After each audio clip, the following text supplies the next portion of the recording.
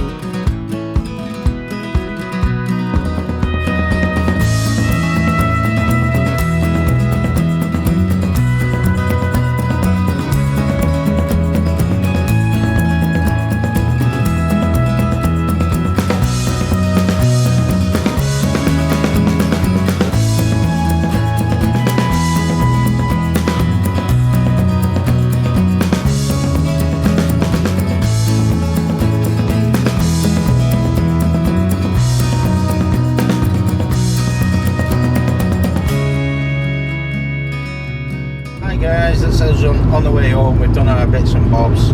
I actually spent some money today, much to Michelle's surprise. Not that I don't spend money, it's just I tend not to buy anything, do I, when I'm out? You know, and then Michelle said, I actually came out with 2 books today. 3 books it was. Wow, I'm on a roll. That's 3 more books than I'm capable of reading in a month. And a year, probably. I shall give it a try. I've got quite a few books to get through now. Yeah, we're going home now. We're going to watch the rugby. The shopping's been delivered in an hour or so we're kind of getting back just in time, aren't we? Yeah, so watch the rugby this afternoon. Sorry, I'll probably rephrase that. Probably fall asleep during the rugby this afternoon. And Michelle's going to put her earphones on and listen to her audio book, what you can try and finish. It's your podcast. All about the coronavirus, not the beer, the virus. No, it's from This Podcast Will Kill You. Yeah, another bit of Michelle's research. She looks into it. It's either murderers, or things that could possibly be life-threatening and make your limbs fall off. Or World War II. Or World War II, yeah. mainly the Holocaust. Anyway, round the corner, so I'll stop blathering and waffling. Moving on. Hi guys, as we've just said, we've been into town and we've been into a bookstore. So without further ado, we'll just show you what we bought when we was out there. And first up is Chelle. So I had 2 books. The reason we went into the bookstore in the first place is because I had this to collect,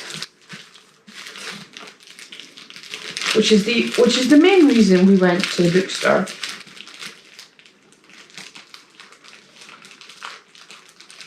And the thing is that it was released on the 3rd, and it says store delivery embargo release date 03/03/2020, which means don't give me it until after the 3rd of March. But the store didn't get it until the 5th. Anyway, so. Well, that's a way of making sure they don't cheat, isn't it?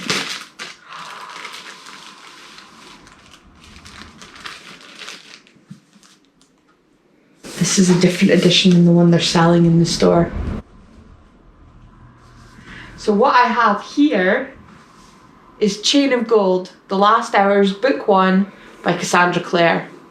So this edition is different to the edition that I saw when we were in the bookstore today, because the one that I saw when we were in the bookstore had the lady with the red hair and the green cover. This is a collector's edition. It's exclusive to Waterstones. And it's gorgeous. I mean, just, oh man.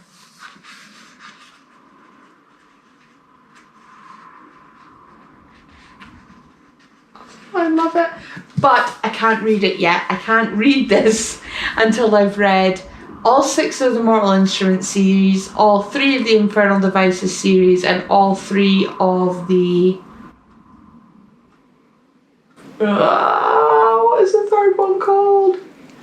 No, it's gone. And the other 3 as well. So I have 6 Cassandra Clare books to read before I can read this one. But I couldn't resist putting it on pre-order. So this is what we went in to pick up.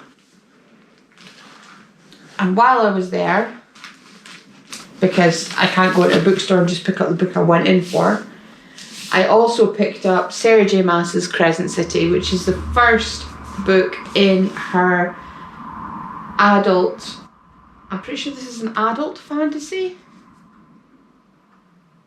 Yeah, I'm almost certain this is an adult fantasy. And this one I can read. I could read this now if I wanted to, because it's a brand new series. But look how gorgeous that one is as well. And finally, because you can never have too many bookmarks, some more magnetic bookmarks, because I'm always losing them. And these ones are Mr. Tickle, Mr. Men ones. So, chuffed. And that was what I bought. Okay guys, for the change, like I said in the car, I actually bought some stuff today as well. Saying that, it's very rare I actually come back with anything in it. It's not something, it's not that I don't want stuff, it's just I like it and think, oh that'd be nice, and then don't get it. But the first thing I came back with, what actually took my fancy, was the book Longitude. Sorry, the cat distracted me. He's playing at being a meerkat. Okay, it was the book Longitude. Now, I've seen the BBC series about that. If you've never seen that BBC series, Longitude, about, I forgot his name, Harris. I forgot his first name. Yes, his name is Robert. It doesn't really matter because Robert, it could be Robert Harris, yeah. He was the guy who won the prize for Longitude from the government for figuring out, by building accurate timepieces, how ships could work out the longitude.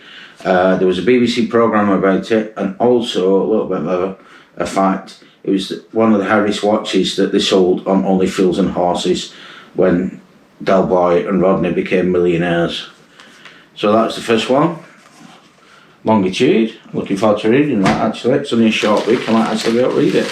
And the next one I got, this just took me fancy. Grimson's Presidents. It's basically very short biographies about all the presidents from George Washington to Donald Trump. And it answers it answers that question by offering scintillating portraits of all 44 presidents. So I've got that one to read. And then one what we've got for both me and Michelle, to be quite honest, because it ticks both boxes for Michelle and me, is Normandy 44. James Holland, Normandy 44. Obviously, everybody's heard of D-Day, but what a lot of people don't realise is that the Normandy campaign went on for quite some time after D-Day. I forget what it was, 8 weeks or something like that before they finally broke out of Normandy. This is about D-Day and the battle for France. And it says, a superb account of the invasion that deserves immense praise. The Times. Why do I know the name James Holland though? Have I read something by him before? Let's see what he's written. What's this? Award-winning historian and broadcaster. The author of a number of best-selling, including Battle of Britain, Dam Busters, Burma, 44, and then most recently, Big Wig. I haven't heard of any of them. Co-founder of the Clark Valley History Festival. Is writing an acclaimed 3-volume new history of the Second World War. Who can you write? Be currently writing an acclaimed 3-volume when you've not written it? Well, that's the first one. Yeah, but you know what I mean. It's already acclaimed. I mean, the Times have already rated it, so there must have been pre-release copies. Yeah. Many television and series for the BBC, Channel 4, National Geographic, History and Discovery Channel. So you might have seen him on the TV. Possibly. I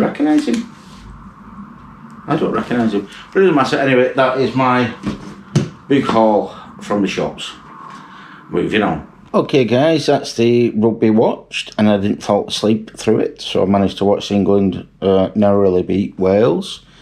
I don't think the scoreline actually, it didn't feel like it should have been that close, but it was. Anyway, that's probably England's Six Nations over with the coronavirus. The next game should have been in Rome against Italy, but that's probably not going to take place. Well, it's definitely not going to take place for a while anyway. So now I think we'll watch a film. I think we'll watch a film that Michelle's never watched before, and that's Gremlins. We've had it on our box for a while, so up for it? Yeah. Okay, so we're going to watch Gremlins.